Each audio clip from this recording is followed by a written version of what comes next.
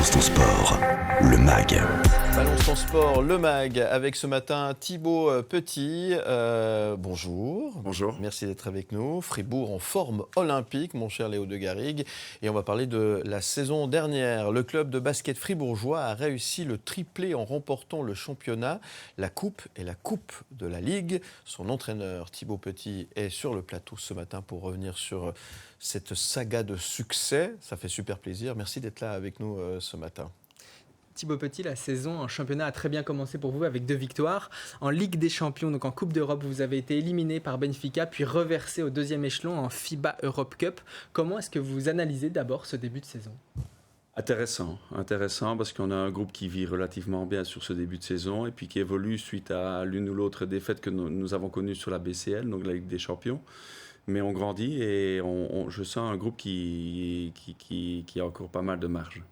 On y reviendra sur l'importance du groupe, de cette vie de groupe. En quoi est-ce que c'est important pour le succès sur le terrain ? En quoi c'est important que les joueurs s'entendent bien, qu'il y ait une homogénéité, une montée en puissance peut-être aussi au fil des mois ? C'est la clé du succès. Je crois qu'on c'est un sport collectif. Je n'ai pas une vedette dans l'effectif. Ça doit être un collectif. On doit être prêt à se battre pour son coéquipier. Et comme on joue généralement contre des équipes plus fortes que nous, je vais dire en Europe, ça c'est sûr sur les contingents, il est vraiment important de compenser ça par un état d'esprit hors du commun. Et c'est sur ce qu'on travaille beaucoup parce que même pour gagner des trophées en Suisse, le top 3, tous les contingents sont capables de gagner ce trophée et je crois que la différence se fait vraiment au niveau de l'état d'esprit. Et sur quoi est-ce que vous le mesurez sur le terrain ? Comment est-ce qu'on voit qu'on est dans la bonne dynamique, dans le bon état d'esprit ? Ne pas être frustré par exemple si un coéquipier fait une erreur, ne pas montrer un body language qui est trop négatif, idem par rapport à une décision arbitrale ou une décision du coach qui ne peut peut-être pas toujours plaire. Il faut vraiment rester dans un état d'esprit positif, vivre avec le présent et avancer pour le bien du groupe. On l'a dit, l'année passée, vous avez tout gagné en Suisse, championnat, coupe de la Ligue. C'est quoi l'objectif pour vous cette saison ? Comment est-ce qu'on fait pour avoir encore de l'ambition, pour continuer à avoir envie de gagner quand on a déjà tout gagné ? Mais on a oublié. Je crois qu'on ne peut pas vivre avec le passé parce que sinon on n'avance pas. On doit, comme je dis toujours, le présent et demain. Et aujourd'hui, on pense au prochain match et ce sont les Roumains en Coupe d'Europe mercredi. Et c'est notre prochaine étape. Et ce qu'on a écrit dans le livre de la saison passée, c'est sympa. Mais aujourd'hui, on a envie d'écrire une nouvelle histoire. Je vous propose de poursuivre l'interview dans quelques instants. Avant ça, vous avez choisi un titre musical parmi une playlist qu'on vous a proposée. Vous avez choisi une chanson de séducteur, Lionel Richie, All Night Long. Pourquoi ce choix-là ? Parce que c'est un chanteur que j'aime bien. C'est le seul concert de ma vie que j'ai eu la chance d'assister. Donc voilà pourquoi. T'es sérieux ? Le seul concert ? Le seul concert. Ah, c'est assez dingue ça quand même. J'ai pas le temps, il y a trop de matchs. D'accord. Balance ton sport, le MAG. Avec 22 titres de champion de Suisse, dont son histoire, Fribourg Olympique trône au-dessus de tous les autres clubs du pays. Sextuple tenant du titre, le club remet le couvert cette saison avec l'objectif, comme l'année dernière, de remporter le championnat, la coupe et la coupe de la Ligue. Pour cela, il peut compter sur son entraîneur, notre invité, le Belge Thibaut Petit, qui est sur le plateau ce matin pour nous expliquer les raisons de cette réussite. Merci d'être avec nous. Thibaut Petit, la saison dernière, vous n'aviez perdu qu'une fois en 27 matchs lors de la saison régulière. Est-ce qu'il y a un manque de concurrence dans le championnat suisse ? Je ne pense pas parce qu'il y a quand même 3-4 équipes qui combattent pour le trophée. Mais je crois qu'aujourd'hui, on a un temps d'avance par rapport à nos infrastructures et c'est ce qui fait peut-être aujourd'hui la différence. Ce n'est pas une question de budget parce que le budget, il y a d'autres équipes qui sont même plus puissantes. Mais nous, on a cette chance d'avoir un outil de travail intéressant et là, peut-être que c'est ce qui nous permet d'être constants sur le championnat. Ça veut dire quoi concrètement, ces infrastructures ? Quelle différence avec des clubs comme Genève, comme Massagno ? Ce genre de club, pour s'entraîner, ils doivent un peu bricoler aussi en journée avec les écoles, par exemple. Et nous, on a cette chance de pouvoir avoir notre terrain de manière constante en journée et donc de pouvoir individualiser aussi le travail et avoir plus d'heures sur le parquet au niveau des entraînements. Et il n'y a rien à faire, ça paye toujours. Alors oui, il faut batailler pour gagner. Tous les matchs ne sont pas faciles, mais vous gagnez quand même beaucoup. Vous gagnez souvent beaucoup de titres. Est-ce qu'il y a ça ferait du bien, vous pensez, au basket suisse, d'avoir un peu plus d'émulation au sommet, plus de lutte pour le titre ? Je pense surtout qu'il est important aujourd'hui de peut-être revoir la copie au niveau des installations et commencer à mettre certaines obligations aussi pour pouvoir peut-être vendre un peu mieux aussi ce produit basket. Et donc, il faut des salles dignes de ce nom, non pas des salles multilignes. Et là, je crois qu'il y a un gros travail pour faire avancer le basket en général. Et nous, on s'occupe de nous. Je sais qu'aujourd'hui, de toute manière, beaucoup de clubs sont capables de venir nous chatouiller et venir chercher ce trophée. Alors, vous êtes belge, on l'a dit, mais vous êtes en Suisse depuis 2005, sauf erreur. Comment est-ce que ça bouge? Est-ce que les infrastructures évoluent dans le bon sens, d'après vous, depuis votre arrivée ici? Absolument pas. J'ai quitté la Suisse en 2012, j'ai refait un petit passage en 2017 et je suis revenu l'année passée et je rejoue dans les mêmes salles, donc il n'y a aucune évolution à ce niveau-là.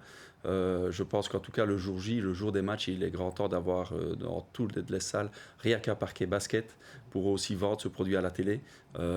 Et donc aujourd'hui, tant qu'on ne met pas certaines obligations, ne fût-ce que pour le jour J, on n'avancera pas. Et j'espère qu'aujourd'hui, avec le nouveau président aussi de la fédération, le basket fera un step. Et comment vous expliquez que depuis une vingtaine d'années, c'est une problématique que vous mettez en avant? Est-ce que vous pensez que c'est votre problématique ou comment on explique que ce problème-là, vous n'êtes pas le seul à le dire, ne bouge pas, qu'il n'y ait pas de progression?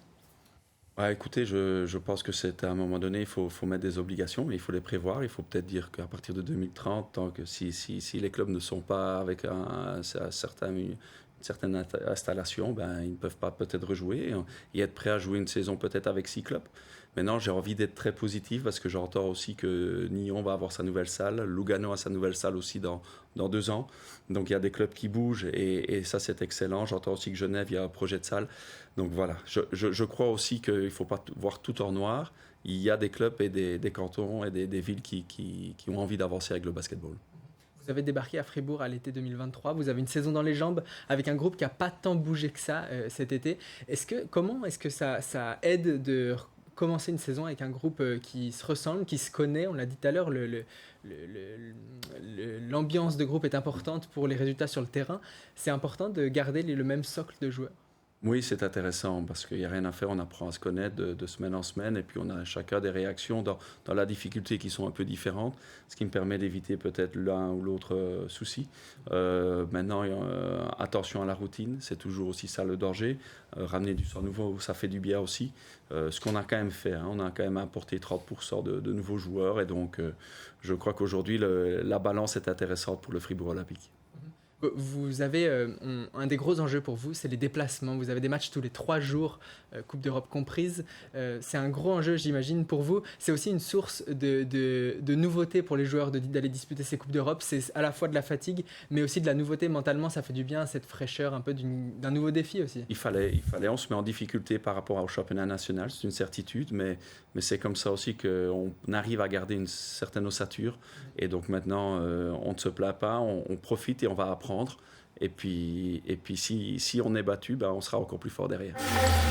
Balance ton sport, le MAG. Petit, vous avez dit être né dans un vestiaire, vous vivez basket depuis tout petit. Qu'est-ce qui vous plaît tant dans ce sport?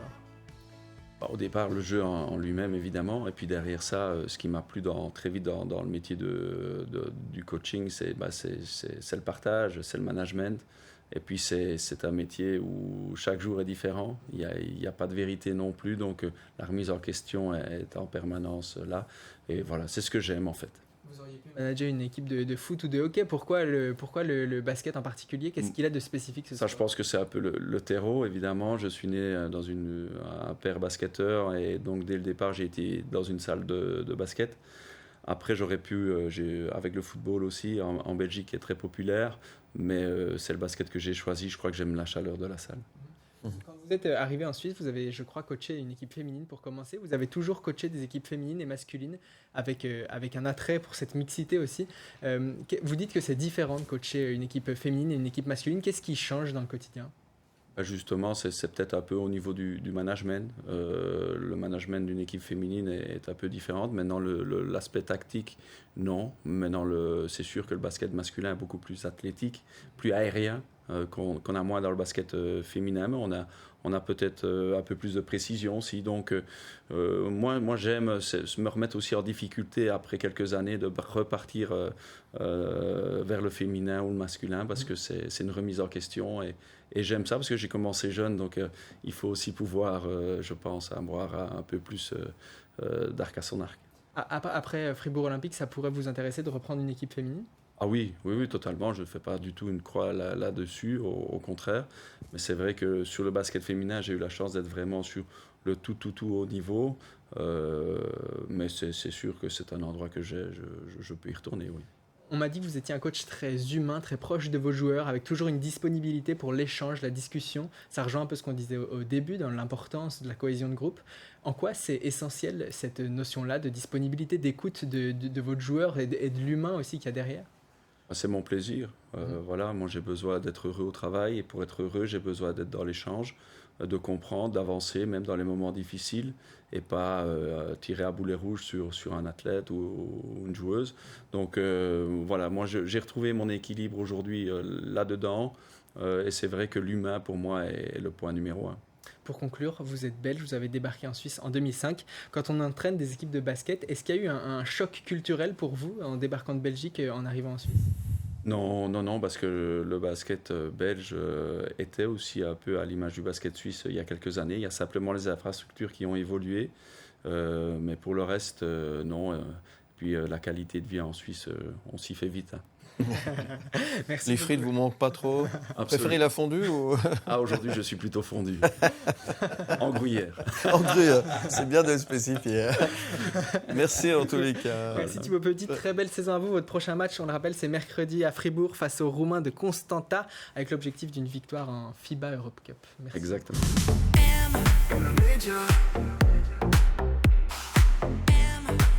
Major.